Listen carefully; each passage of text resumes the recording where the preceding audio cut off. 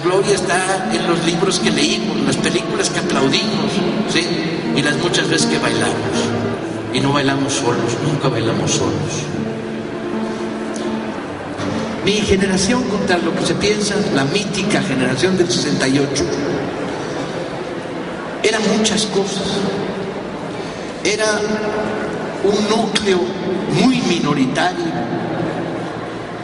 un 2 o 3% de activistas y militantes muy influidos por los tiempos que se estaban viviendo.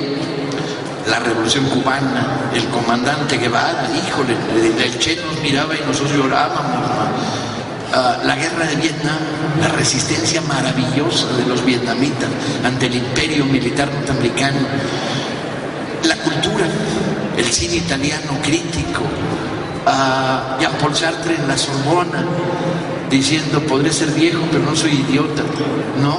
Sumándose al movimiento de los estudiantes del Mayo francés. Las grandes bases estudiantiles nos veían a los loquitos de la izquierda, y los loquitos de la izquierda, pues veíamos a la bola de analfabetas funcionales que teníamos ahí enfrente, huevones que no despertaban ni aunque les cayera la pinche bomba atómica encima, ¿no? Y de repente, se encadenan una serie de pequeñas circunstancias. Una represión, una manifestación el 26 de julio, un choque entre dos pandillas en la Ciudadela, la intervención de los granaderos que se pasan de rosca como de costumbre, la reacción de los estudiantes del Poli, una nueva represión, y de repente se desencadena el movimiento estudiantil. Vivíamos animados por este mundo cultural y político con la idea de que la revolución estaba a la vuelta de la esquina. Nomás que algún hijo de la chingada en las noches llegaba y jalaba la pinche calle, y entonces al amanecer pues había dejado unos 400 de metros. Pero ese era un problema que a lo largo de los siguientes 40 años demostraríamos que es ley de vida, que la revolución está a la vuelta de la esquina y que todas las noches los culeros llegan y jalan la pinche banqueta para que no lleguemos. Bueno, luego ya descubrimos que no importaba. Y lo resume muy bien Eduardo Galeano, novelista, hombre de izquierda de toda la vida, uruguayo, cuando dice, la función de la utopía no es alcanzarla, hombre. La función de la utopía es estar ahí para que todos los días nos levantemos a buscarla, todos los días caminemos hacia ella. Vivíamos en un México abrumadoramente injusto, que tiene rasgos parecidos, muy parecidos, al México en el que hoy vivimos. Vivíamos en un México donde la dictadura del PRI se ejercía de manera absoluta. Vivíamos en un país donde el principio de autoridad, el dedo maligno que baja desde arriba, decía esto sí, esto no. Donde la ley era papel muerto y la ley federal del trabajo garantizaba ciertas cosas que la realidad no garantizaba.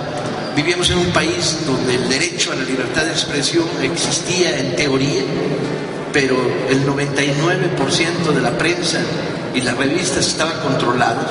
Y de repente nos descubrimos como una generación que no tenía mucha gloria, se parecía a la de ustedes, ¿no? Estaban condenados. Éramos una generación masacrada por un destino que nos habían fabricado las grandes economías, los grandes proyectos políticos, ¿no? Y de repente se encuentra que tiene la voz, tiene la palabra, tiene el poder, tiene la calle. Compañeros, ya les llegó, afortunadamente.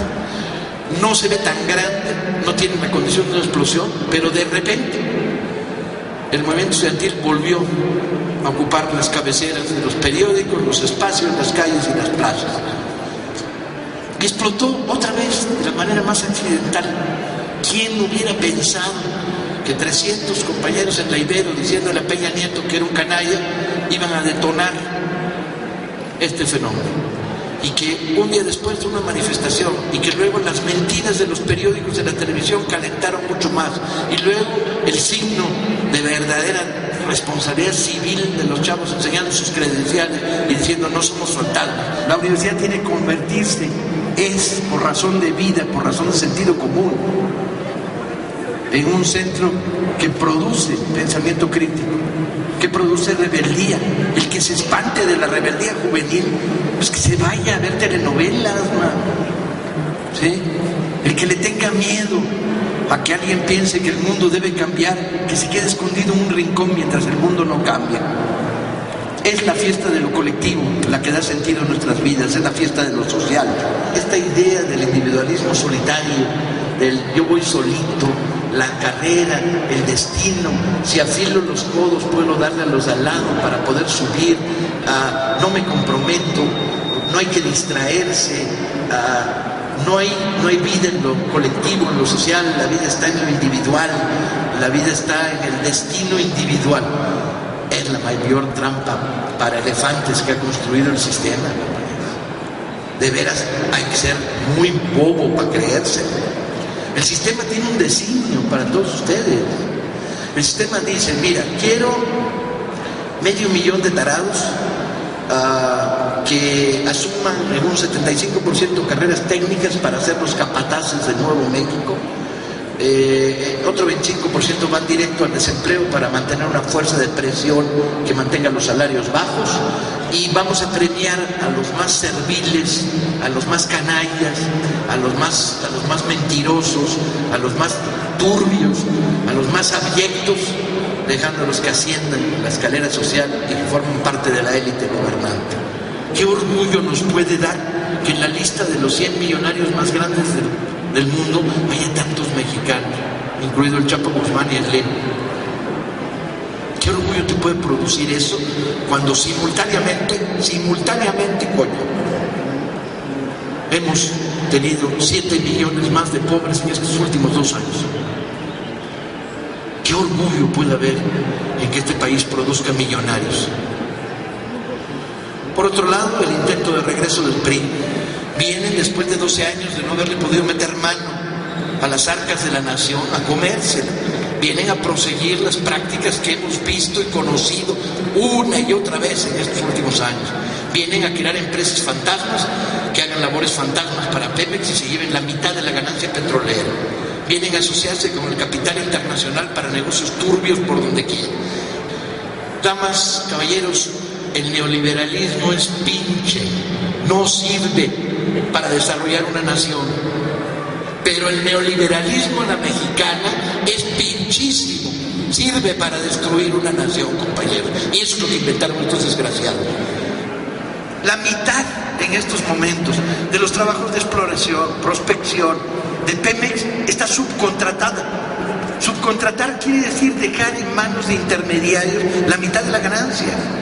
Y la corrupción se come otro tercio más. Entonces el proyecto neoliberal ha sido tierra arrasada. En este país nos ha costado la destrucción de una parte de la salud, el recorte del dinero público para las universidades, la destrucción de los ferrocarriles, la desaparición de Mexicana y últimamente el crimen de haber destruido a Luz y Fuerza del Centro para darles a empresas transnacionales españolas las nuevas tecnologías eléctricas que nos las van a cobrar con machete. Una carretera en México cuesta 7 veces lo que cuesta una carretera en Honduras, chica. Estas son las cifras de la vergüenza. Estamos produciendo crudo petrolero para vendérselo a refinerías de Houston que nos venden gasolina. López Obrador decía el otro día con un enorme sentido común, es como vender naranjas y comprar jugo de naranja. ¿Sí? ¿Cómo ha aparecido Cedillo siendo miembro del Consejo de Administración de Procter & Gamble? Porque para ser miembro del Consejo de Administración no hace falta que seas ingeniero, abogado, licenciado. No, hace falta que tengas millones invertidos. ¿De dónde lo sacó? De la destrucción de los ferrocarriles nacionales. ¿Está en la cárcel? No, no está en la cárcel. ¿De dónde un gobernador del Estado de México, padrino político y primer protector, inspirador de la campaña de Peña Nieto, tiene 3 castillos en Francia? 3 castillos en Francia, porque además no solo es el neoliberalismo pincha a la mexicana, es el abuso, ¿sí? Es el orgullo, es la soberbia, es el insulto a la nación. Y si ustedes no se sienten insultados, entonces, compañeros, están ustedes oyendo la conferencia equivocada, a la chingada. Vamos. Necesitamos respuesta moral, coño. Necesitamos que cada uno sienta la afrenta que se le hace a la nación como una afrenta propia. A mí me ofende, a ti te ofende, a ti te ofende, a nosotros nos ofende el estado de destrucción de esta nación.